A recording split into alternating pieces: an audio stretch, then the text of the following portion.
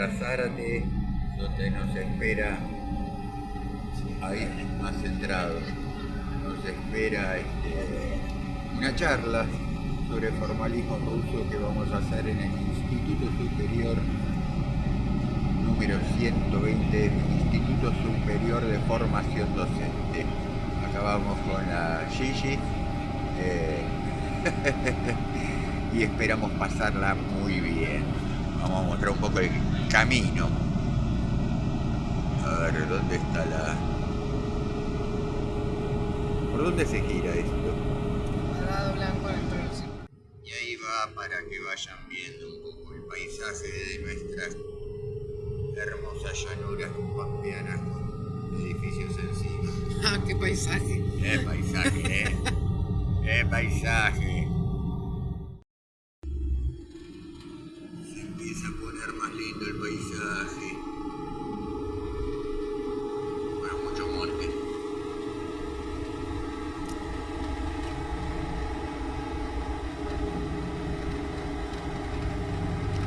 Oh, las vaquitas.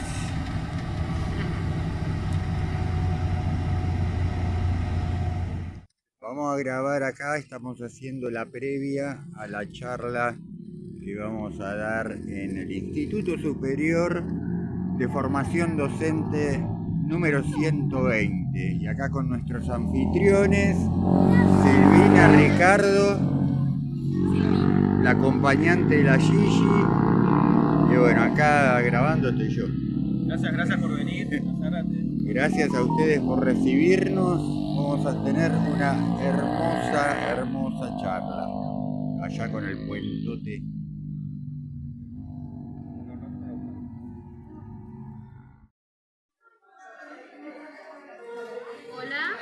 Hola.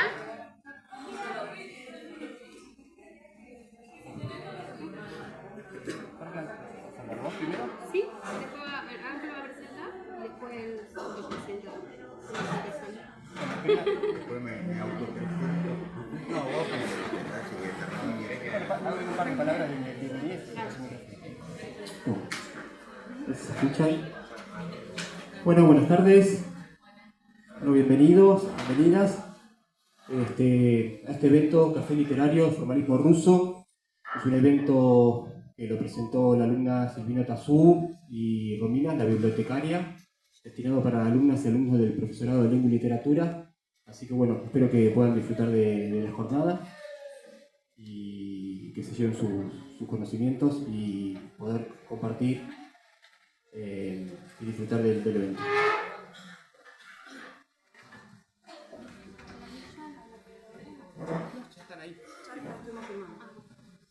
Bueno chicos, primero que todo, gracias por venir. Este evento fue pensado principalmente para los chicos de primero, de segundo que van a rendir teoría literaria.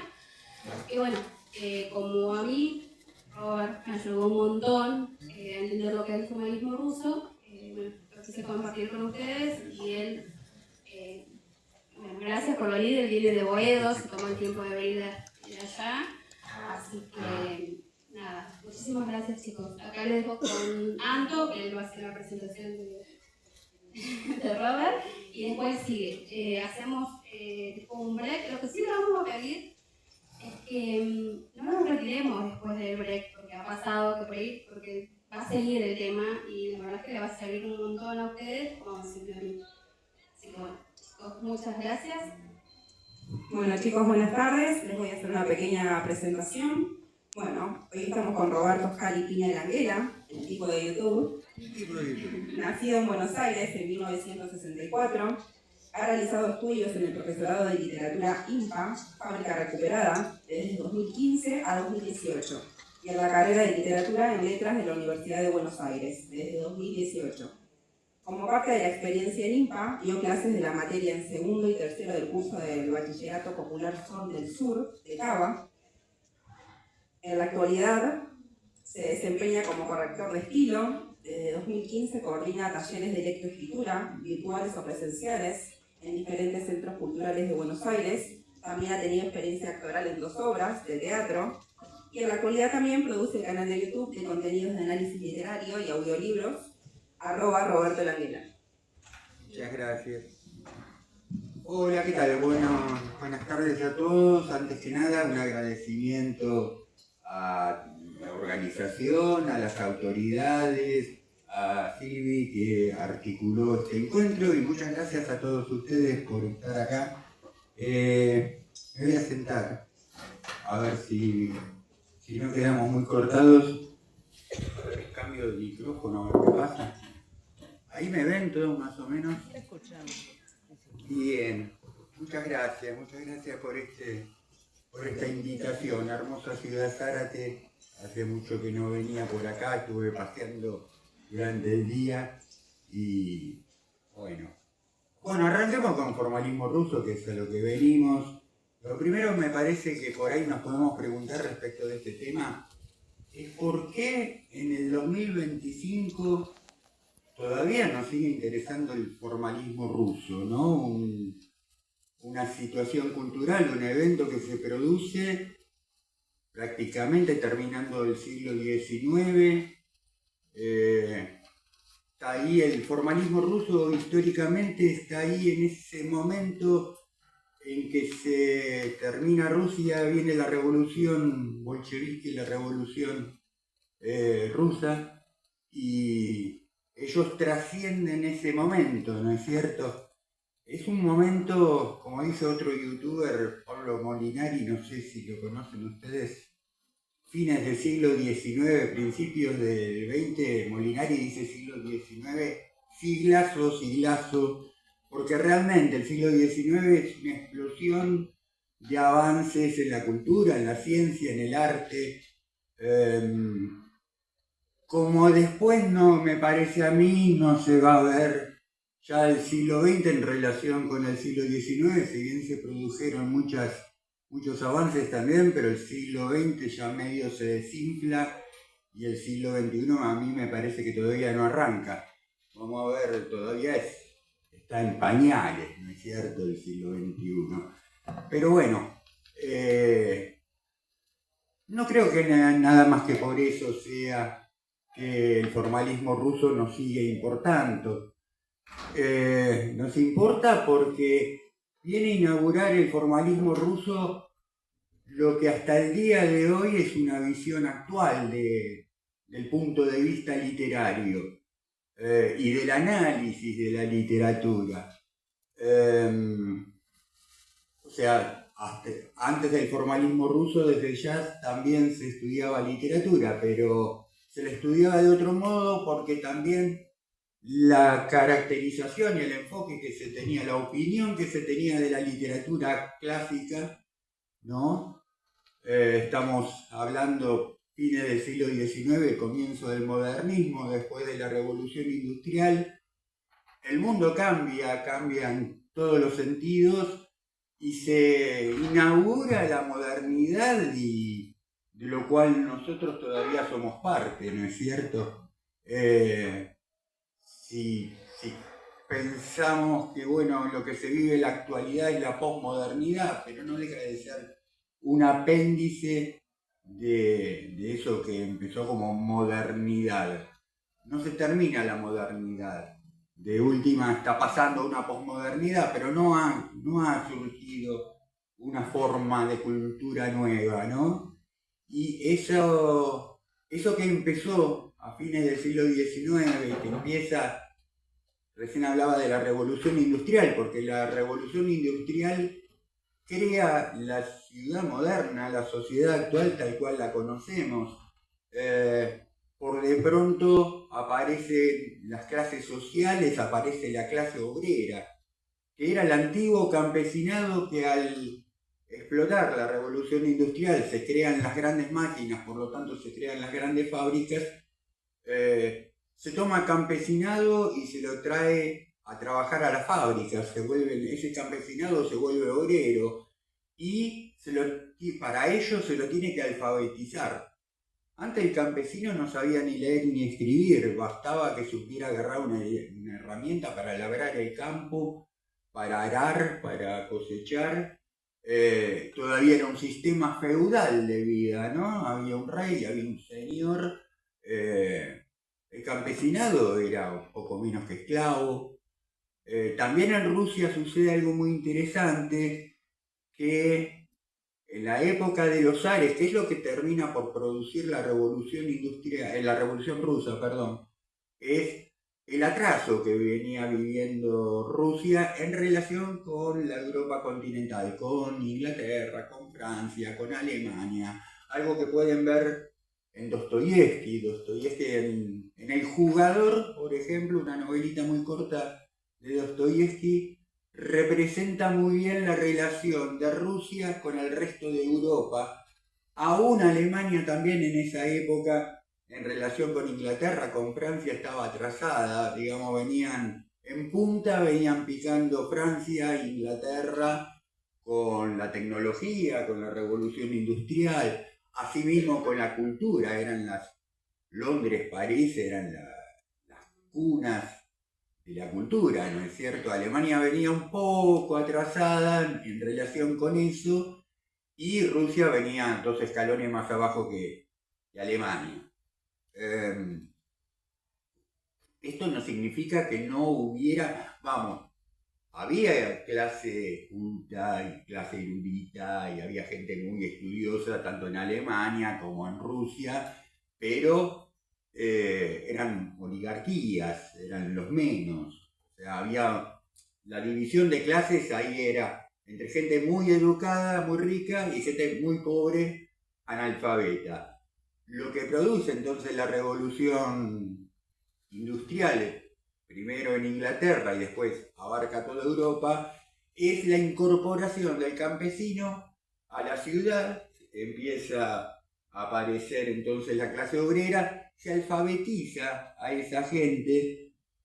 La alfabetización trae la creación de escuelas públicas. Hasta entonces, ustedes pueden verlo en las películas de época, en Otra vuelta de tuerca, ¿no es cierto? Más o menos transcurre en el 1800, mediados, principios. Los educadores eran privados, una familia de dinero contrataba a una maestra, un profesor, lo llevaba a la casa, prácticamente vivían ahí criando y educando a los chiquitos, ¿no es cierto? Siempre clases adineradas. Como decía, con la revolución industrial aparece la alfabetización. No porque la gente de poder pensara, bueno, ahora nos volvimos democráticos y tiene que haber educación. Era necesario porque en la fábrica el obrero tenía que leer los manuales de instrucciones para saber usar una máquina. Pero esto trajo como, no daño, pero como rasgo colateral, al margen de lo que necesitaran de los obreros los industriales, trajo que la gente empezó a leer, aprendió a escribir, aprendió a leer y empezó a leer, y entonces se popularizan los medios gráficos y empieza a aparecer el cuento y empieza a aparecer la novela por entregas, y cambia ahí entonces, ahora llegamos al formalismo ruso, cambia el paradigma literario. No es que no existieran novelas antes del formalismo ruso, no es que no existieran novelas antes de la popularización de la literatura, digamos. Digo esto porque el obrero cuando aprende a leer y no se vuelca por la poesía, le interesa la novela de aventuras, le interesa la novela policial, le interesa la novela de carácter social, aquella con la que se puede identificar. Y no es que no existiera novela antes de la popularización de la literatura. Estaba el Don Quijote de pronto y tantas otras novelas más. Pero desde un lugar académico, y no estaba bien vista la novela. Yo no sé muy bien qué relación tenían los teóricos clásicos anteriores al formalismo ruso, mayormente radicados en Londres, en París, que eran un poco los que decían que estaba bien, que estaba mal en el campo de la literatura, que era canon, que no lo era.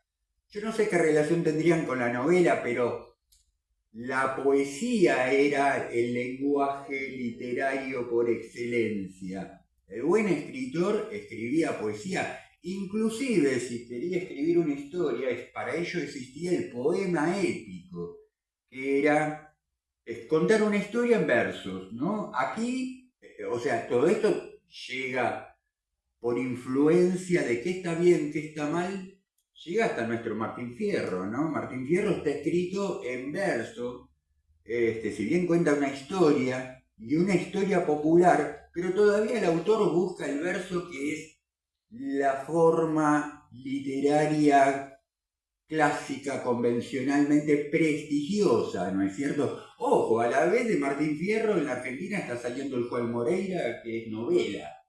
En el mismo momento, el Hernández se tarda 5 o 6 años en publicar entre la primera parte y la segunda parte de Martín Fierro. Para la segunda parte sigue escribiendo en verso y ya Eduardo Gutiérrez saca su Juan Moreira en periódicos, lo publica por entregas y ya está escribiendo en novela. La historia de Juan Moreira, de Martín Fierro, con sus matices, no deja de ser algo parecida a la historia del gaucho. Y estoy hablando del formalismo ruso, aunque no lo parezca, porque el formalismo ruso no sirve nada más que para analizar literatura rusa. Cualquier literatura puede ser analizada con los parámetros del formalismo ruso. El formalismo ruso es ese movimiento de un grupo de estudiantes de un sitio bastante parecido a de un instituto que se llamaba Opoyas, que estaba ahí en Rusia. No sé si calculo que sería de carácter privado en ese momento. La cuestión es que un grupo de estudiantes avanzados, podemos decir, se ponen a estudiar, empiezan a observar esta proliferación de la narrativa, se empiezan a interesar. No es que se desinteresen de la poesía, porque no deja de ser literatura, pero le empiezan a prestar mayor atención al cuento, a la novela, a lo que lee el público masivo, digamos, ¿no? Empieza a ver esto, la literatura se empieza a desarrollar como un movimiento, un fenómeno de masas, que incluso va a cambiar al interior de los contenidos de la literatura, ¿no? Ya Baudelaire, testigo de esa época, empieza a hablar de las grandes ciudades y del hombre alienado, ¿no? Empiezan a aparecer las fenomenologías que hasta la actualidad podemos hablar de la gente perdida en las ciudades que se desconoce entre sí,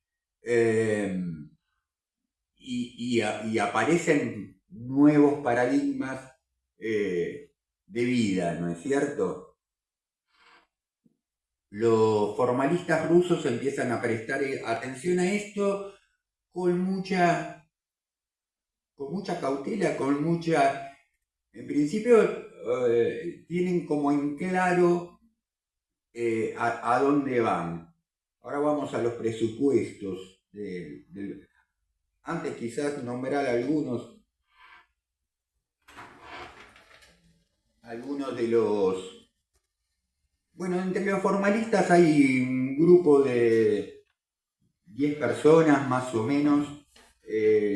Un poco dicen que el líder del grupo era un tal Víctor Shklovsky, tienen así como unos apellidos medio estrafalarios, o yo no sé el nombre pronunciar bien el ruso.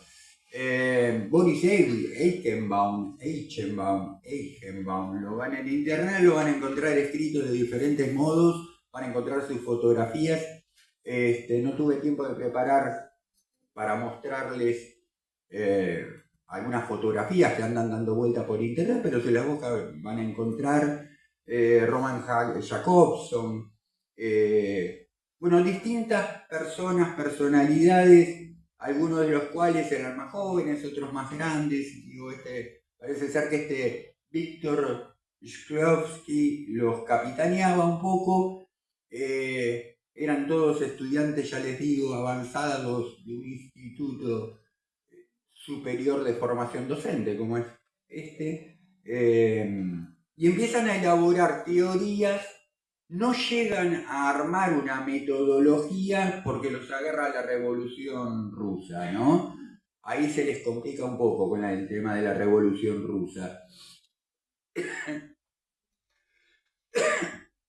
Sí, ellos buscaban, en todo caso, sobre todo Eichenbaum, estaba muy preocupado en alcanzar el desarrollo de una metodología. Creo que nunca alcanza a desarrollarlo por completo, pero tira algunos disparadores, buscan que tenga, bueno, estamos también en un momento con el auge, con los inicios del modernismo, también de la ilustración, del racionalismo, la noción de lo científico toma mucho auge y ellos querían que el análisis literario se ajustara a un método científico lo más que se pudiera, para lo cual se ponen a pensar la cuestión literaria, el cuento, la novela, la poesía misma como un dispositivo. Ellos dicen que hay un dispositivo literario como hablar de un aparato. Va a funcionar la literatura, va a funcionar como un aparato. Para lo cual al formalismo ruso lo que le va a interesar es el funcionamiento, va a buscar cómo se compone ese aparato, para qué sirve cada parte y de qué manera funciona. Y ya entonces se despreocupa de quién inventó el aparato, de dónde se hizo, en qué época se hizo, como si quisiéramos, no sé, necesitamos arreglar un ventilador que se rompió, lo ponemos sobre la mesa, lo desarmamos todo, vemos cómo está hecho, buscamos el manual de armado y no nos interesa ni quién lo fabricó, ni quién lo inventó, ni en qué parte del mundo se hizo, ni en qué época, ¿no es cierto? Y estos tipos están pensando la literatura de ese modo. Entonces no les va a importar si la obra es, no sé, la Odisea de Homero, Las Mil y una Noches, El Quijote, una obra de Shakespeare o de algún ruso, de Gogol, todo se estudia por igual, ¿no es cierto? No es que la literatura va a hacer una única cosa donde siempre vas a encontrar todo lo mismo. Hasta cierto punto sí, yo creo que ellos tenían mínimamente la idea de que cualquier obra literaria tiene un comienzo, un desarrollo y un final. Eso es, el final puede ser abierto, puede ser cerrado, puede ser autoconclusivo, puede ser de muchas maneras, pero principio, desarrollo y final va a tener cualquier cuento, cualquier historia, cualquier novela. Sea una historia, un relato bíblico, sea el Gilgamesh o sea la obra más vanguardista. También les interesaba el vanguardismo, porque ahí en ese momento en Italia se estaba dando un fenómeno, el futurismo, y ellos estaban muy observando qué pasaba en ese fenómeno, porque ese grupo de gente,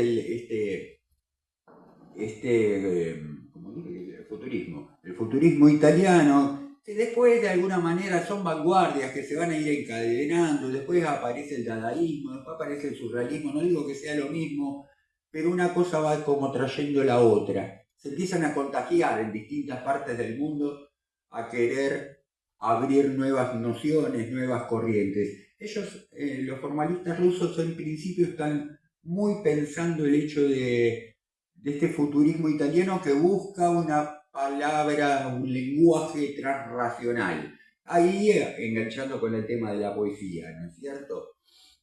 Bien, en esta cuestión de que a ellos les interesa la literatura como dispositivo y en orden de un funcionamiento como sea un aparato, van a dejar un montón de temas de lado. No le interesa el autor, no le interesa la historia del autor, no le interesa el contexto sociopolítico en que fue producida la obra. Después se empiezan a contradecir, porque en ese desarrollo que hay de formalismo ruso, por lo menos se advierten dos etapas, que la verdad yo no tengo muy en claro cuándo empieza una etapa, cuándo pasan a una segunda etapa. Yo creo que lo que pasó con el formalismo ruso no se termina tampoco, se va diluyendo en determinado momento porque son combatidos, les viene la Revolución Rusa y medio los pasa por encima. Se quedan al margen. Hay documentación de una vez establecido la Revolución Rusa, ya con la Unión Soviética, por lo menos con el régimen comunista, se les empieza a pedir a la inteligencia, a los intelectuales, que presten mayor servicio a la cuestión social y a la cuestión de propaganda. Y estos tipos estaban pensando el arte por el arte mismo, no tenían un compromiso así político muy acentuado, por lo menos en lo que hacían, en el trabajo que tenían como literatos. Eso tal vez los dejó un poco desfinanciados, se me ocurre, y llegado el caso teniendo que irse, teniendo que dejar el país, ¿no es cierto? Hubo ahí una cuestión de tiranteses con Trotsky, que les manda una carta en determinado momento donde no los amenaza, pero algún pequeño apriete les hace. Por ahí en internet, si la busquen la carta de Trotsky a Eichenbaum, la van a encontrar. Y lo que después le responde Eichenbaum es interesante. La cuestión es que estábamos con este tema del dispositivo. Bueno, a los formalistas rusos toman ese nombre. Ellos no es que iban por la calle diciendo somos formalistas, pero se desprende de que en sus análisis, en sus observaciones, apuntaban en definitiva a lo formal. La forma para ellos se sobreponía en importancia a lo que era el fondo o contenido, o el fondo o contenido lo pensaban al servicio de la forma, ¿no es cierto? Está en este tema, en esta cuestión de que no les interesaba el aspecto psicoanalítico de la obra ni el sociopolítico. Ellos buscaban algo que llamaban literaturalidad, que es esa sustancia mínima absoluta que hace a lo literario y no a otra cosa, ¿no? El átomo de lo literario sería esa literaturalidad. Se centraban en esos aspectos, trataban de no ser contaminados por otras disciplinas, ni la sociología, ni la política, ni la economía, ni la psicología, que no viniera nada de eso a contaminar el análisis literario. Bien, no se desentendían del lenguaje poético, no le daban tal vez la relevancia que se le había dado tiempos anteriores, en virtud de esto de que la prosa, digamos, la narrativa, la novela, el cuento empieza a tener una profusión, empieza como a ganar importancia a lo que entendemos hoy es importante una novela, un cuento para cualquier literatura nacional.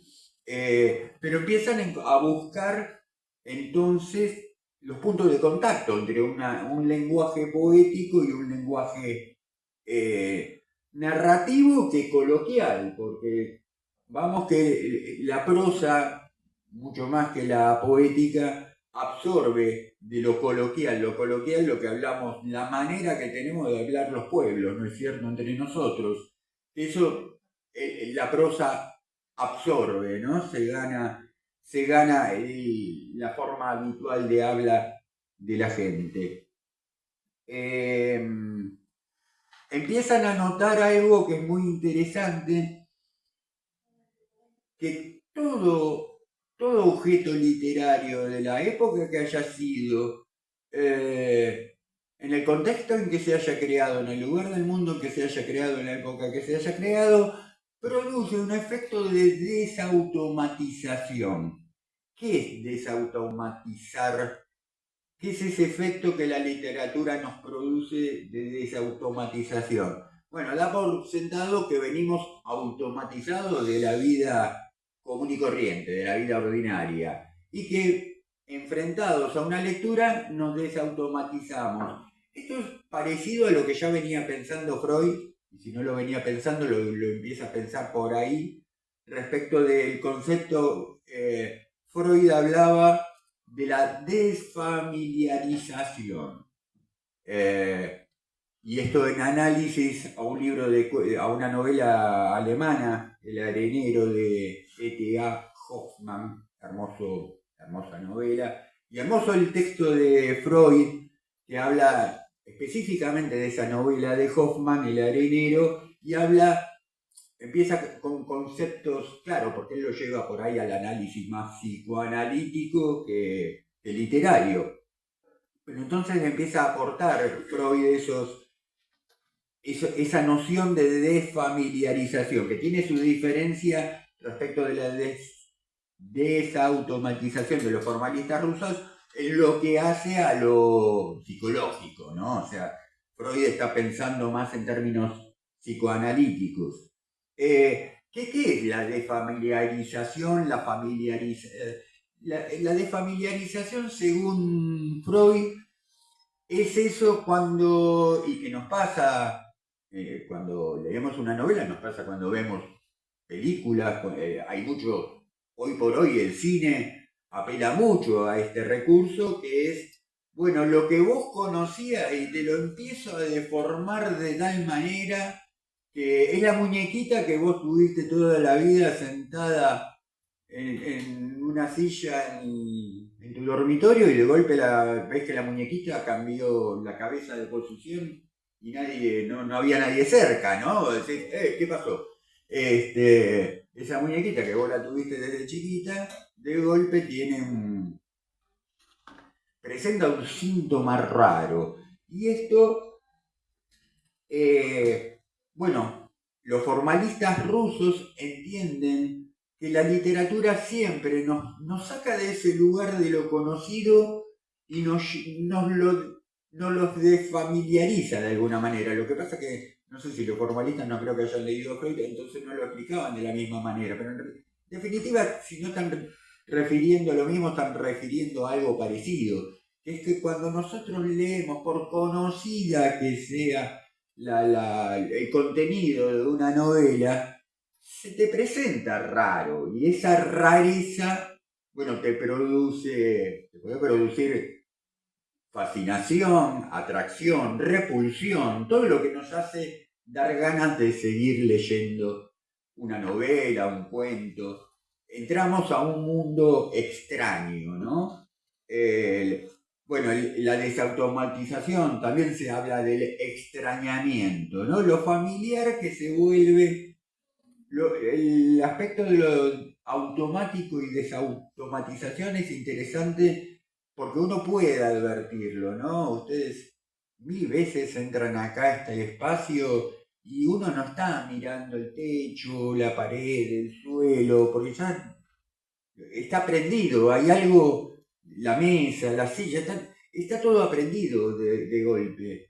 Estamos automatizados a la experiencia de la impresión que recibimos de las cosas. Sabemos que hay un estante lleno de libros, pero ¿qué pasa si un día entramos y, no sé, la mesa empieza a ondularse, ¿no? El suelo se presenta, no se cambia de color, o los libros se caen de por sí solos. Bueno, eso es lo que produce la literatura, observaban los formalistas rusos. Nos sacan de nuestro mundo hipnótico, automatizado, que yo creo que también esto les preocupaba por el tema que se venía viendo del cambio de época, el auge del modernismo, la gente estaba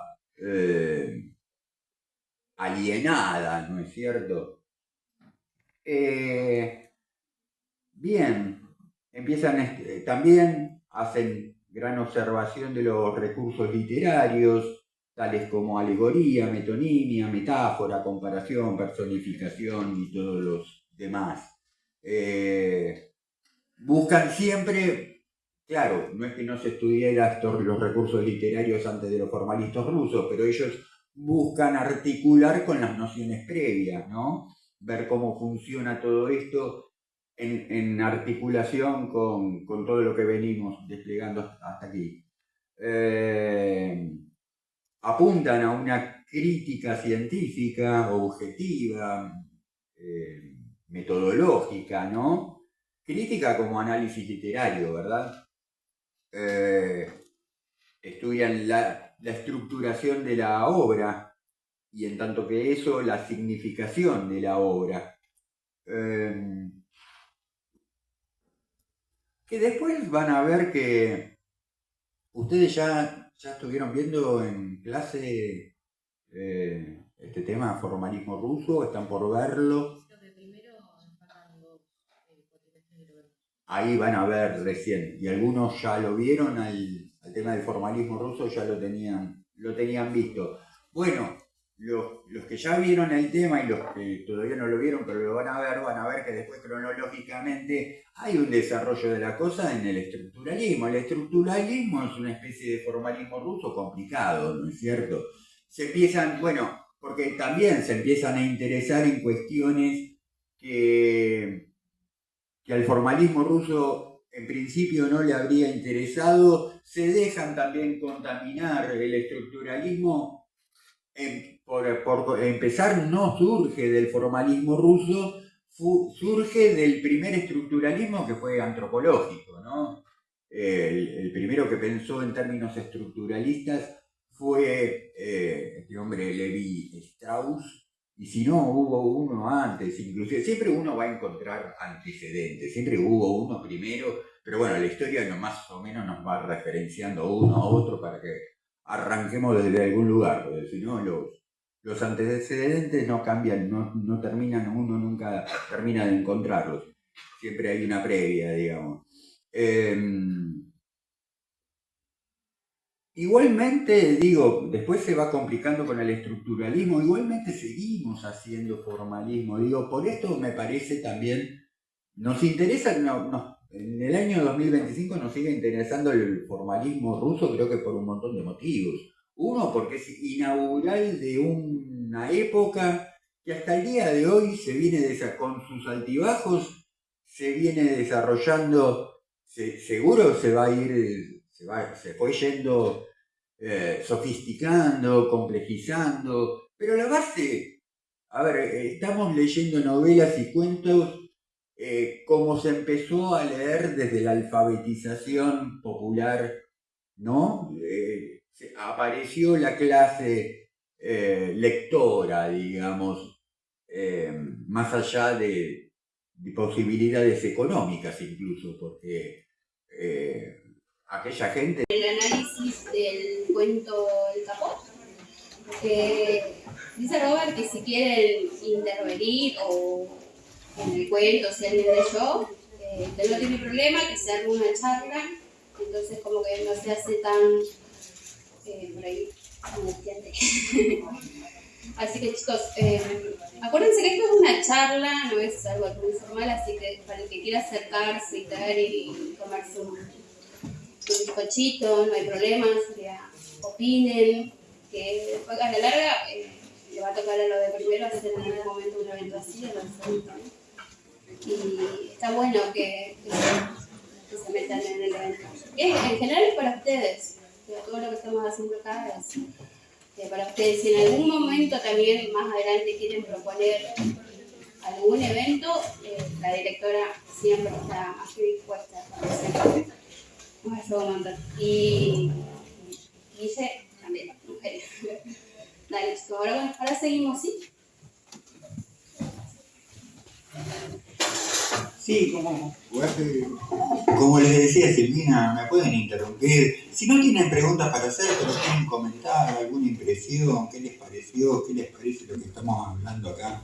Si no les parece, que discutimos, está bueno. No es una clase esto, es una charla informal de alguien que le apasiona estos temas y bueno, nada, vengo a compartir con ustedes.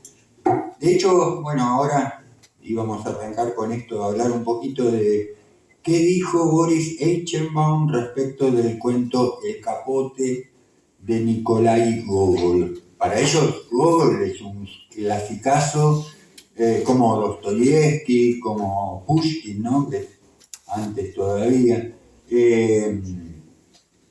Sin lugar a dudas, a los formalistas rusos les interesó particularmente su propia literatura nacional al margen de esto que yo decía que su metodología hasta donde llegaron a desarrollarla sirve para analizar cualquier tipo de literatura, pero ellos le dieron mucho énfasis a observar lo que había pasado en el propio país. Porque también es muy particular la literatura rusa. De la misma manera que decíamos que en su momento Londres, París eran un poco el centro cultural del mundo, ¿no? Y eran un poco los que determinaban qué estaba bien, qué estaba mal, qué era el canon y qué estaba por fuera del canon. El canon es a listita de autores representativos, cada país tiene su canon y cada región. Y yo creo que a los rusos lo que les pasó es que estaban en buena medida por este atraso económico que tenían con el resto de Europa, pero también porque tienen una cultura muy particular, improntas muy particulares.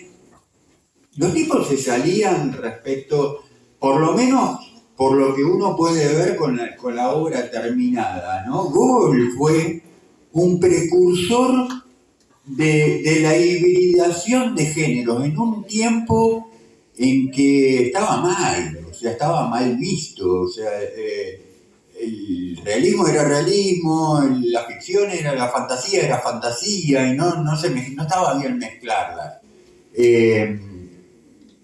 También esa diferenciación de lo que es la fantasía, de lo mágico, de lo fantástico. Acá, en esta parte del mundo, digamos, en Occidente, recién en el siglo XX empieza a aparecer la hibridación con lo fantástico real, el realismo mágico, que no son lo mismo, la ciencia ficción y la fantasía. Los rusos ya, los que leyeron El Capote, no les quiero spoilear, pero el final del Capote es muy sorprendente por esta cosa. Hay una irrupción, vamos a decirlo en estos términos para no spoilear, pero espérense que es una obra, un cuento que viene, a ver, como dice Eichenbaum, viene muy en el marco de lo grotesco, de lo tragicómico, rozándolo, o sea, es un realismo embebido de grotesco, de tragicómico, como lo que nosotros podemos entender en la Argentina en la película Esperando la carroza. Calculo que todo el mundo la vio. Es esa película que es muy graciosa, nos reímos mucho, pero está ahí mostrando una realidad. O sea, todos nos vamos a sentir, seguramente vemos Esperando la carroza, y hay un lugar de identificación porque tenemos un pariente, tenemos un vecino, pasamos por una situación parecida o en algún aspecto, no digo que la película completa, y está llevado a un lugar de lo caricaturesco. ¿Alguien levantó la mano por ahí? Dígame. La obra de teatro La Nona. La Nona, claro. Bueno, Argentina tiene toda una bibliografía completa, lo grotesco, ¿no es cierto? La Nona, Esperando la carroza, obras anteriores, de principios del siglo XX, porque viene con mucha influencia de la comedia de arte italiana, ¿no? Es muy italiano el grotesco.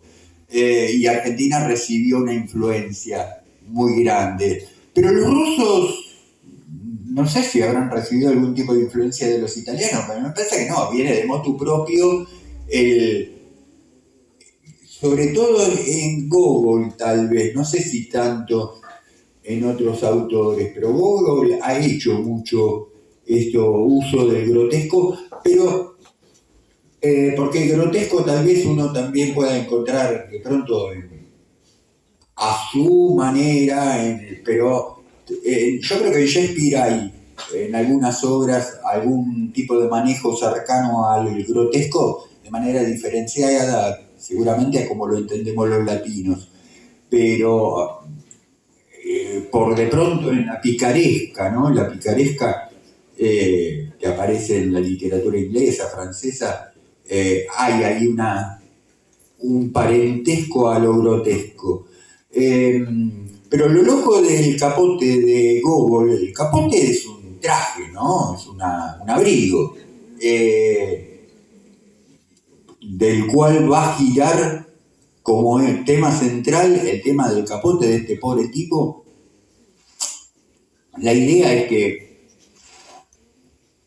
era un empleado, imaginen, un empleado hoy día, que un tipo que consigue laburo y de repente tiene que buscarse un trajecito, un saco y una corbata, porque en ese trabajo, si no trabajás de saco y corbata, no existís.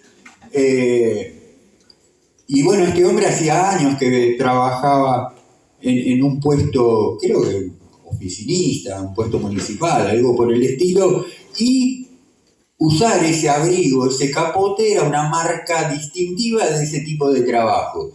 Y la historia empieza con que ya el capote está muy gastado y algo tiene que hacer el hombre con este abrigo, que ya incluso para mandarlo a reparar ya está muy hecho bolsa.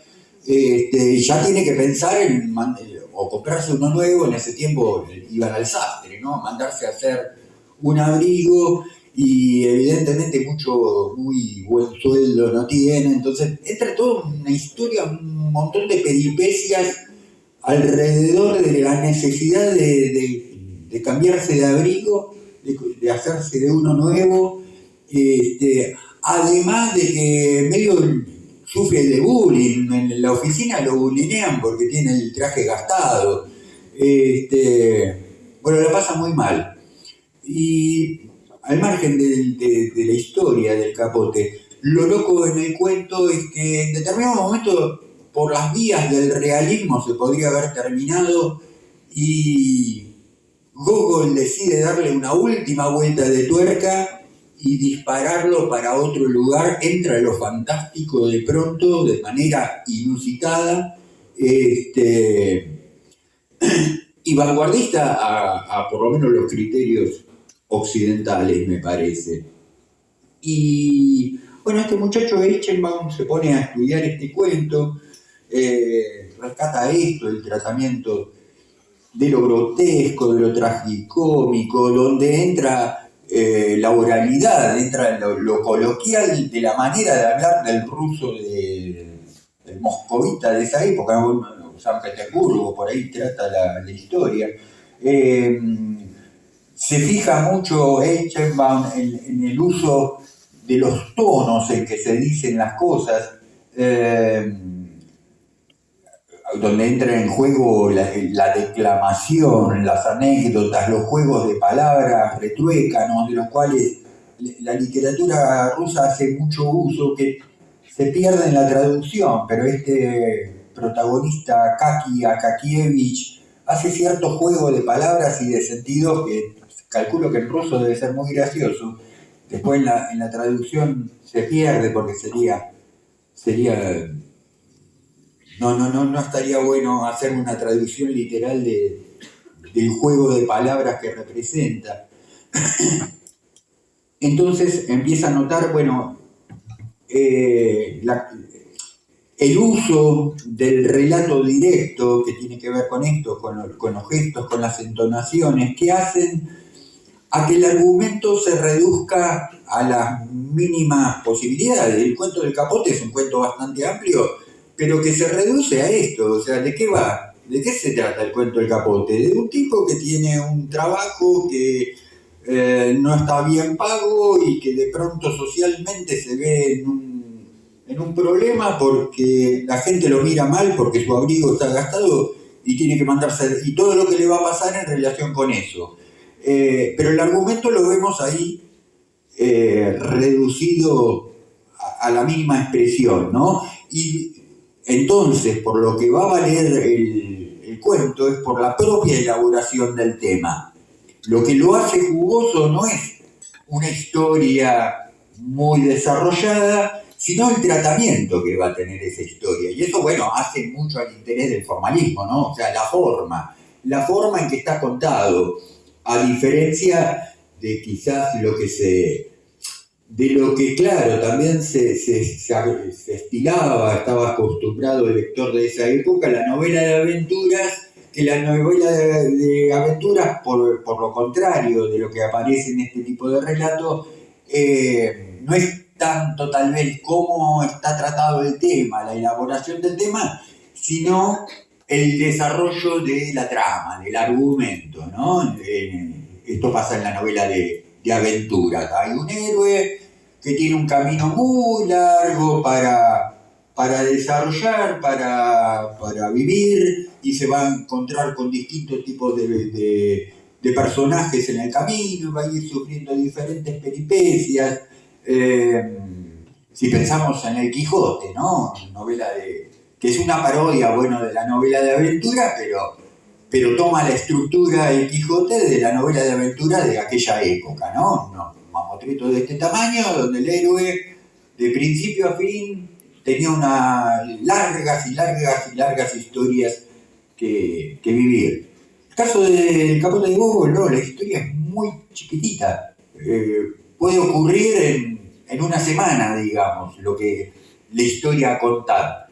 Lo que vale, lo jugoso está en cómo trata el tema. Que después esto va a explotar, digo, en el siglo XX pasa esto, que muchos escritores, novelistas, cuentistas empiezan a darse cuenta de estas posibilidades, de estos recursos, incluso de lo que ha dicho la crítica respecto de esta gente. Dicho sea de paso, bueno, los formalistas rusos tardan en llegar al conocimiento de Occidente, habida cuenta la Revolución Rusa. Se levanta la famosa cortina de hierro, todo lo que quedó de aquel lado, nosotros no lo conocemos. Hay un ruso que a veces se lo confunde y se lo trata de formalista ruso. Él no era formalista, por una cuestión generacional no podía serlo. Un tal Svetan Todorov, que fue, creo que, no sé si el tipo se raja de la Unión Soviética, lo echan, algo pasó, o le permitieron pasar para este lado, porque a veces la Unión Soviética también tenía sus intereses creados de este lado. La cuestión es que escribe un libro, la antología de los formalistas rusos, y da a conocer a Occidente, le da a conocer el formalismo ruso, que de otra manera, más temprano, iba a ser reconocido y conocido, sin duda, pero bueno, se tarda bastantes años. Yo creo que fue, y no sé si no fue con la caída del muro de Berlín, que aparece con la perestroika, que se da a conocer el formalismo ruso. Sin duda hay elaboraciones de eso mucho antes, con lo cual digo, porque en el siglo XX empieza a aparecer la atención del novelista más por la elaboración del tema que por el tema en sí mismo, ¿no? Es mucho más rico, es mucho más interesante, desde algún punto de vista, porque esto es una cuestión de gusto. Después va a haber gente que le interese mucho más una novela de aventuras que una novela de elaboración de tema, una novela a veces mal llamada psicológica, porque no necesariamente tiene que ser psicológica la novela de elaboración de tema. Hay autores que han ido tomando distinto tipo de preocupaciones, se ha llegado al Río de la Plata, ¿no? Juan José Saer, un escritor santafesino que tiene unas novelas que a mí me encantan, y donde su preocupación es cómo va a hacer para representar la realidad y entonces te presenta muchas posibilidades, ¿no? Está permanentemente jugando con posibilidades, te inventa una historia que a veces va entre lo crudo y lo gracioso, son tragicomedias, donde también lo interesante es ver cómo el tipo elabora el tema más allá de la historia, ¿no es cierto? Y en el caso de Saer, muy preocupado en las diferentes maneras y las diferentes imposibilidades es un texto que a veces se frustra a sí mismo, está tratando de buscar la manera de hacerlo lo más representativo, realista posible, y te muestra cómo falla, ¿no? Es muy divertido por otra parte porque, son cosas que el autor tiene en cuenta y que te lo muestra así casi como un juego. Bien, pero volviendo al caso de Eichenbaum y el tema del extrañamiento, cómo funciona el extrañamiento según Eichenbaum al interior del capote de Gogol, en que hay pocos diálogos, y habla de, en función de esto de la elaboración del tema, sí, sin lugar a dudas,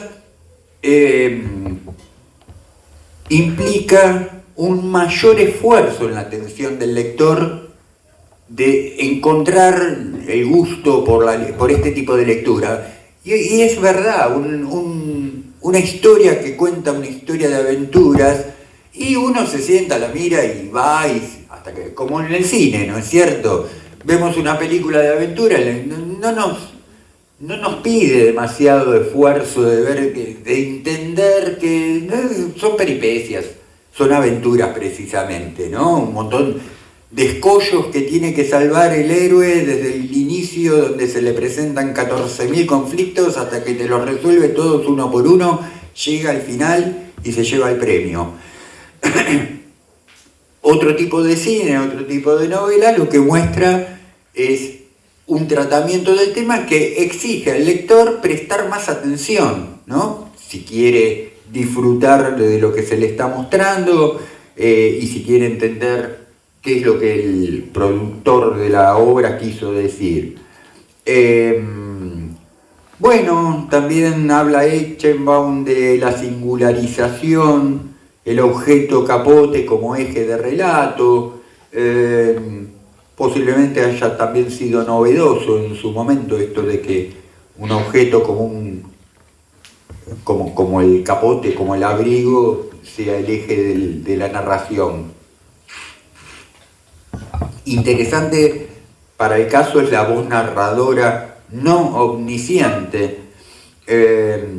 Después habría que ver, bueno, qué tipo de voz narradora era, pero por de pronto que no fuera omnisciente, no fuera omnisciente. La voz narradora omnisciente es esa voz narradora clásica que es el punto de vista de Dios acerca de las cosas, sabe absolutamente todo, sabe lo que siente el personaje, sabe absolutamente todo, ¿no es cierto? Sobre todo lo que siente y lo que piensa el personaje. La voz narradora es esa voz que nos cuenta una historia, que no hay que confundirla tampoco con la voz del narrador, ¿no? Con la voz del escritor. El escritor construye una voz narradora, alguien, aunque no tenga nombre y no tenga participación en la historia, pero construye un alguien que nos va a contar la historia. Y muchas veces ese alguien terminaba siendo una especie de Dios omnisciente que todo lo sabe, que no tiene para él ningún misterio, ¿no? Entonces te va a decir cómo siente el personaje, qué cosas no quiere reconocer de sí mismo. Con Gogol, por lo menos, y después mucho más desarrollado con Dostoyevsky, es ese narrador que acompaña al lector, pero la voz narradora no sabe más que el lector. Y a veces, en el caso de Dostoyevsky, directamente la voz narradora no es confiable. No por mala, no por mentirosa, no miente la voz narradora de Dostoyevsky, pero no es confiable porque o da la sensación de que tiene intereses creados o simplemente tiene debilidades humanas. Es una voz narradora, es tremenda, sobre todo el uso de la voz narradora en el Jugador de Dostoyevsky, que es un libro muy finito, pero cuando llegaste a la última página te diste cuenta que todo lo que leíste anteriormente no entendiste nada, porque había algo de claro, porque vos confías en la voz narradora que te está contando la historia, y algo se dice entre los personajes, hay un diálogo interno entre los personajes y vos decís, pero la voz narradora me estaba diciendo otra cosa, y además medio como tirando el anzuelo los propios, también te pone en contradicción tus propios prejuicios. Claro, era más fácil pensar las cosas como la pensaba la voz narradora. Y después cuando ves, decís, pero ¿qué pasó acá? ¿Hay un agujero de guión? No, para nada. Si vos retomás la lectura, empezás a encontrar todos esos elementos que se te pasaron por alto, como de la misma manera que se le pasó por alto a la voz narradora. Nada, son juegos que te ofrece la literatura y que me parecen encantadores, ¿no? Porque además, qué sé yo, te hacen pensar y te identifican cuántas veces, bueno, esto nos pasa también en la vida diaria, ¿no? O sea, viene uno, te cuenta algo respecto de un tercero y vos lo tomás a pie juntilla y después se arman los berenjenales que se arman, ¿no? Entonces la literatura empieza a jugar con estas posibilidades reales, concretas, ¿no es cierto? Que volvemos al punto inicial, bueno, es lo que va a interesar a aquel tipo que era un campesino que no sabía ni leer ni escribir, que cuando se educa y aprende precisamente a leer y escribir, se acerca a historias con las cuales se va a sentir identificado, ¿no es cierto? Que hablan, un poco lo representan en su propia vida. Bueno, acá ya empieza a prestar un poquito de atención Eichenbaum al tema de lo psicológico, pero lo psicológico no por lo psicológico mismo, sino al servicio del extrañamiento, y ya hacia el final,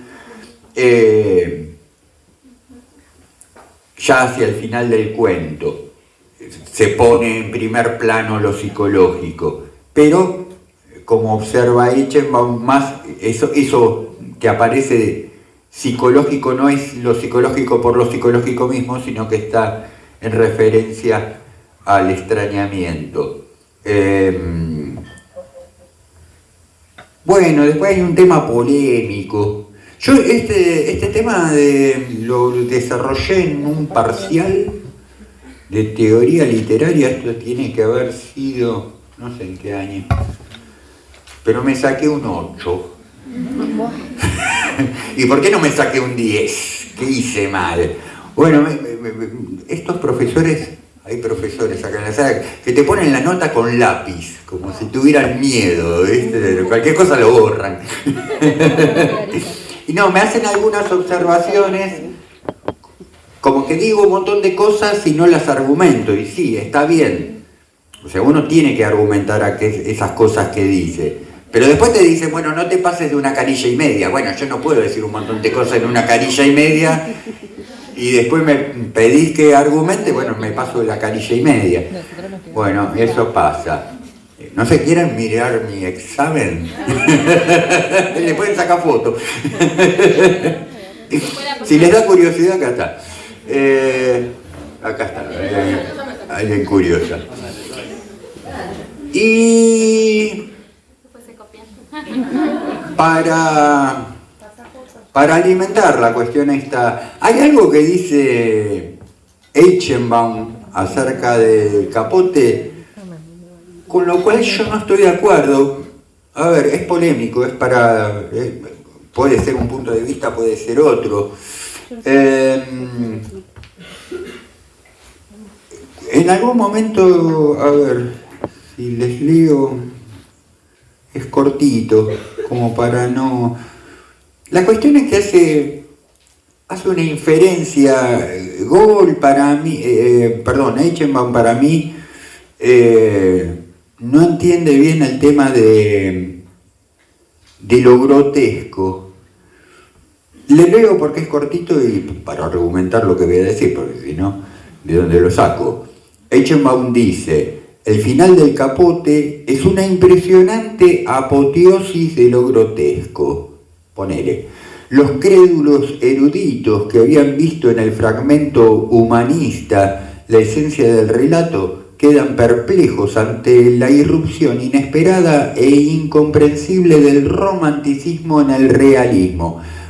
Porque esta intrusión, habla en términos de romanticismo porque el romanticismo era un poco esa género, digamos, hoy diríamos género, que se interesaba por lo fantástico, ¿no? Lo fantástico, si aparecía lo fantástico era que tenía que ser literatura romántica.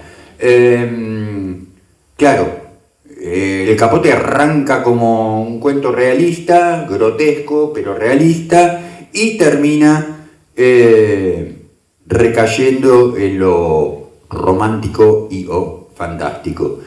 Y termina por decir entonces Eichenbaum, en realidad la conclusión no es ni más fantástica ni más romántica que el resto del relato. Y acá viene, ¿por qué dice esto? Dice, por el contrario, en este hay un grotesco fantástico presentado como un juego con la realidad. En la conclusión se entra en un mundo de imágenes de hechos más habituales, aunque en todo prosigue su juego con lo fantástico. A mí me parece que esta noción de grotesco fantástico ahí yo no comparto con Eichenbaum, y me parece que lo grotesco no puede ser fantástico, porque estamos hablando en términos de familiarización y desfamiliarización, diría Freud. Y lo grotesco apela a lo caricaturesco, ¿no? Lo grotesco es una caricatura de las cosas. Y se puede caricaturizar lo que conocemos, no lo que desconocemos. Con lo cual, a mí me parece que eso de grotesco, si lo fantástico es lo desfamiliar por sí mismo, por naturaleza, o sea, no, está bien, en el cuento que hablaba Freud del arenero de Hoffmann, sí hay algo ahí de lo familiar que se desfamiliariza. Pero si pensamos en El Señor de los Anillos, es todo fantástico y no hay nada para familiarizar, está todo desfamiliarizado, ¿no es cierto?, desde un punto de vista formal. Entonces, digo esto, quedaría entonces por analizar, pero a mí me parece que termina siendo que, bueno, la literatura rusa en sí misma es muy particular, esa relación que un poco me parece que es casi permanente entre lo fantástico y lo real, porque hasta en Pushkin, si bien no hay una irrupción de lo fantástico de manera tan categórica como hay en este cuento, sin embargo lo fantasmal, ¿no es cierto?, lo neblinoso, siempre anda dando vueltas en la literatura rusa. Puede que tenga que ver con su acervo religioso, religioso quiero decir por el lado de lo mistérico, ¿no? Lo misterioso sí, que tiene que ver, que se emparenta con no lo misterioso como pensamos los occidentales de la novela de misterio, un enigma a resolver, no, lo misterioso en relación con el símbolo, ¿no es cierto? Eso que más tarde, más temprano, tiene que ver con la condición humana, también con la naturaleza humana, que no se puede desentrañar. Hay algo, hay un trasfondo en lo simbólico, un trasfondo de verdad interesante, pero inalcanzable por otro lado, ¿no? Y me parece que los rusos tienen ahí como una estrecha relación con eso. De la misma manera que podemos pensar los mexicanos tienen una relación con la muerte que es muy de ellos, ¿no? En la cultura hay un cuento de Ray Bradbury que trata del día está en el libro El País de Octubre, que trata del día de fiesta de los muertos en México, y es el punto de vista de un yanqui cómo disfrutan o celebran ese día de fiesta de los muertos los mexicanos. Y es verdad que los mexicanos tienen aparece en todo su panorámica cultural, esa relación personal y particular que tienen con la muerte. Sí, yo pienso que la palabra no sería misterio, sino que algo místico. Sería una relación como divina, espiritual. Sí. Yo pienso a ver, si pensamos en las figuras del tarot, son místicas, son misteriosas, son simbólicas, ¿no? Son símbolos de hecho, que tienen precisamente una proyección mística, ¿no? Lo que pasa es que son palabras complicadas, ¿viste? Porque, y uno dice símbolo y remite, hoy día remite demasiadas cosas, ¿no? Depende de la disciplina, depende de donde uno se pare, qué está significando, pero sí, va por ahí. Bueno, la mística de los rusos es... El otro día estaba viendo en un video que cuando se establece la Unión Soviética, viene un día Stalin, voltea una iglesia para hacer un edificio en ese terreno, un edificio monumento que iba a ser impresionante a la cultura soviética. Y hubo una poblada que se puso como loca y tuvieron que Stalin, que dicen que era lo que era, así como muy tirano y todo, tuvo que reconstruirles la iglesia a los tipos como estaba hecha antes. Llegó a demolerla, pero la tuvo que reconstruir a como le decía el pueblo que era, y se le acabó la tiranía, ¿no es cierto? Digo, el pueblo ruso, y esto está muy bien representado en Dostoyevsky, en Tolstoy, prácticamente toda la literatura rusa, ese contacto que ellos tienen y que es tan particular y que me parece que tanto nos gusta la literatura rusa porque es muy singular y muy particular y muy enfocada a eso que todos nos gustaría, ¿no es cierto? Y que a veces no sabemos muy bien por dónde, cómo. Bueno, no sé, preguntas, impresiones, comentarios. Digo yo. Diga. ¿Crees que Eichmann entendía lo grotesco como fantástico porque no estaba familiarizado con el sainete, como la nona, desde la compañera, como... Puede ser que faltaran los elementos. Sí, supongo que así como le sobraban a los rusos un montón de elementos, le faltarían otros. Y que tiene que ver con las improntas culturales regionales, qué sé yo, al Río de la Plata le sobra picardía, entonces, ¿no? Somos pícaros y hemos pasado incluso con buena y mala connotación a ser reconocidos por nuestras picardías, ¿no? Y esa picardía también de aprovechar elementos culturales. Bueno, siento que también el Río de la Plata, al recibir tanta corriente migratoria, hubo como una fusión ahí de improntas, ¿no? Que en la literatura me parece están muy, muy aglutinadas y muy consustanciadas. De eso hubo un caldo de cultivo, creo que muy interesante, ¿no? También eso particulariza mucho, me parece, la literatura del Río de la Plata, porque ya excede a Buenos Aires, ¿no? Digo, todo lo que hace el mundito del Río de la Plata, iba a decirle del virreinato. Un poco viejo. Tenía sus años el tipo.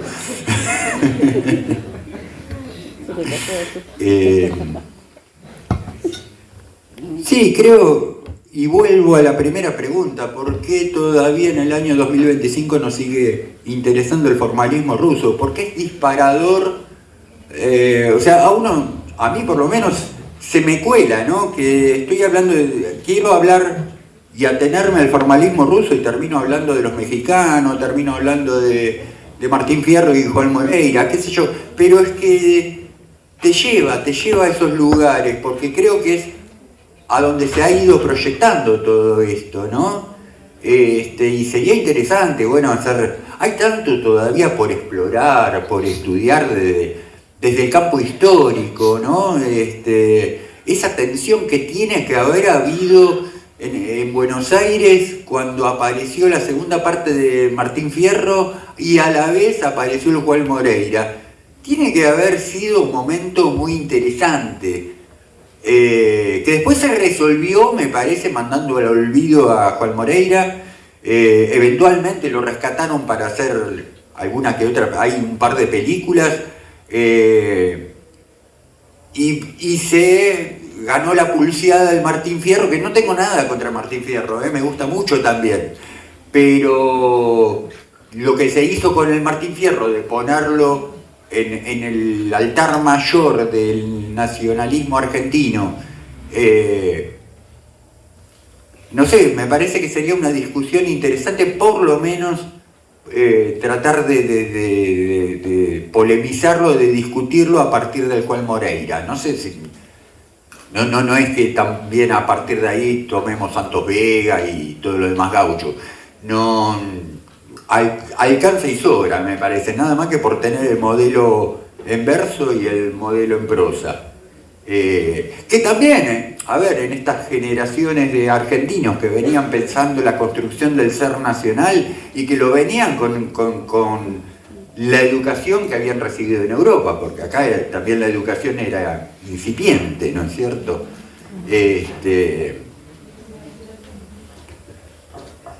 Y así estamos. No, estamos bien, yo creo. Culturalmente somos un país muy interesante, muy rico.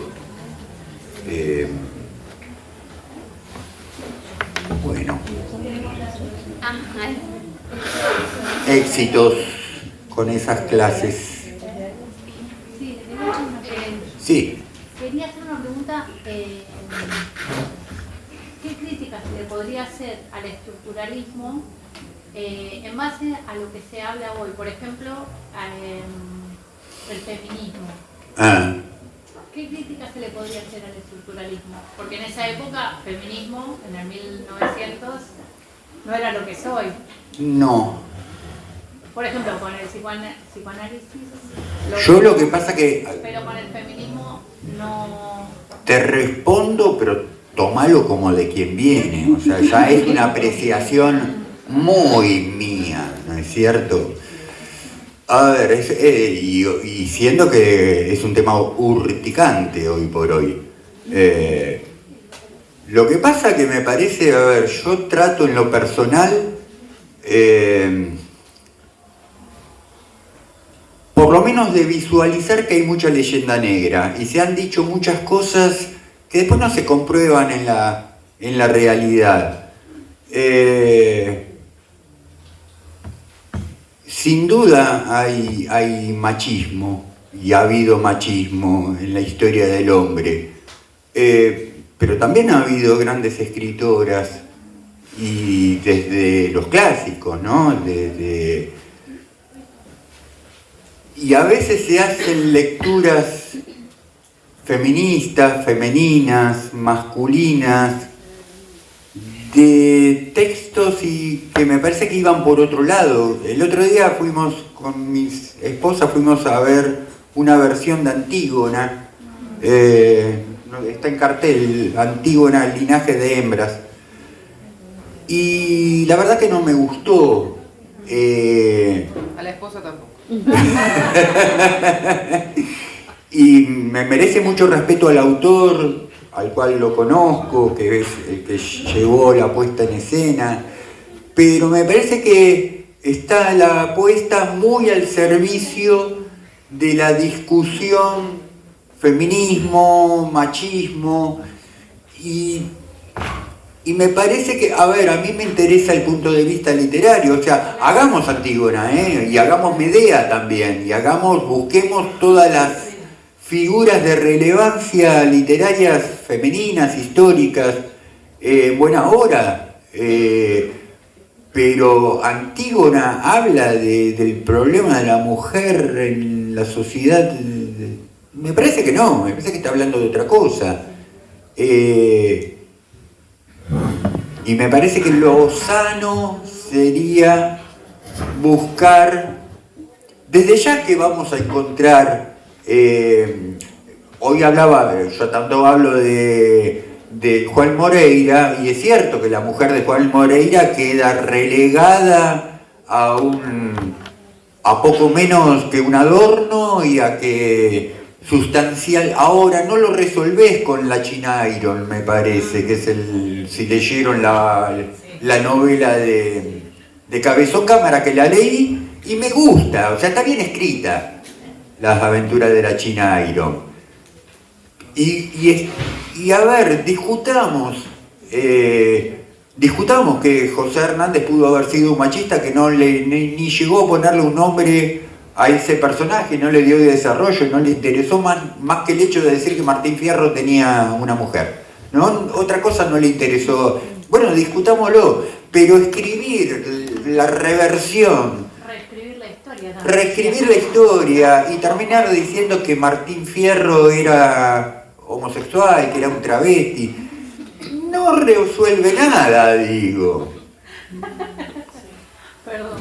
No, pero está bien, sí. No, a mí no es que me ofenda ni me escandalice. Digo, no estamos resolviendo nada de esta manera. Y por ahí lo que hacemos es, si existe una grieta, agrandarla cada vez más, ¿no es cierto? Otra vez, ese pensar que si soy economista los problemas del mundo son económicos y se resuelven por la economía, y el literato que cree que el problema del mundo es literario y se resuelve por la literatura. Y no, yo creo que no. Yo creo que vamos a tener que empezar a dialogar entre todas las disciplinas. Alguien me preguntaba acerca del estructuralismo y no le contesté, me parece. Claro, sí. Vos misma me preguntaste. Me distraje. ¿Cómo se veía el estructuralismo en base a las nuevas miradas de hoy, como el feminismo, por ejemplo? Sí, a ver, el estructuralismo que después deriva en postestructuralismo, ¿no? Y tenés estructuralistas que después terminaron siendo postestructuralistas, y los postestructuralistas que eran de generación postestructuralista, entonces se quejaban con los anteriores. Yo creo que todo se termina quedando más tarde que pronto en un manojo de buenas intenciones. Sin lugar a duda hay gente muy bien intencionada, ¿no es cierto? También es cierto que en determinado momento, hoy por hoy, hay una crisis autoral a todos los niveles, ¿no? Entonces, vuelvo a decir, desde mi punto de vista pobre y humilde, yo no encuentro una película que me mueva allá a las cansadas, ¿viste? Desde el 2000 a esta parte, y por ahí una película pero que vos decís no va a pasar a la historia del cine, ¿viste? Hay clásicos del cine que se reversionan. Es lo que decía de reescribir la historia. Bueno, con el cine también pasa lo mismo. Sí. Se hacen películas nuevas, pero son del 50. Cuando vos te pones a buscar, pero esta película ya se hizo en el 40, en el 50, en el 30. Claro, muchas remakes, sí, ¿no es cierto? Remake, no me salía. Y los clásicos son clásicos. O sea, la gente, dentro de 500 años, la gente va a leer Dostoyevsky. Yo no sé, va a leer a Cabezón Cámara, van a leer a Borges. Pero van a leer a Cabezón Cámara, y no sé. Entonces eso, me parece también que hubo corrientes, el formalismo ruso, el círculo de Bakhtin después, los estructuralistas, los postestructuralistas, más todos los autores que tenían sobre qué estudiar, qué observar, qué analizar. Y hoy estamos medio en el horno, ¿no? O sea, ¿qué tenemos para leer y decir, acá está pasando algo? Sí, claro. Chicos, por ahí hay algunos que no se llegaron a anotar en la lista, firmen antes de irse, así como para que les cuenten. Y los que no se anotaron, anótense en la partecita de abajo, como siempre hacemos. Bueno, yo sigo hasta que se vaya el último. Bueno, como para, no sé, ¿qué les pareció el evento? ¿Quieren decirle algo a Robert? ¿Le gustaría que más adelante hagamos otro evento con él? Sí. Podemos tratar otros temas, hay tanto, en el mundo de la literatura hay tanto para hablar y tanto para leer y para charlar y compartir. Sí, por eso es que yo lo traje para que lo conozcan. Si quieren, vayan a su página de YouTube. Por favor, suscríbanse. Pongan likes y deditos para arriba y todo lo que ustedes ya saben. Pero estaría bueno que ustedes empiecen a proponer poner algo que les interese y lo hablamos con él y si por ahí él se prende, hacemos un evento para que les sirva a ustedes. Silvina, tenemos que cerrar porque bueno, clases los chicos. dale. Muchísimas gracias, chicos.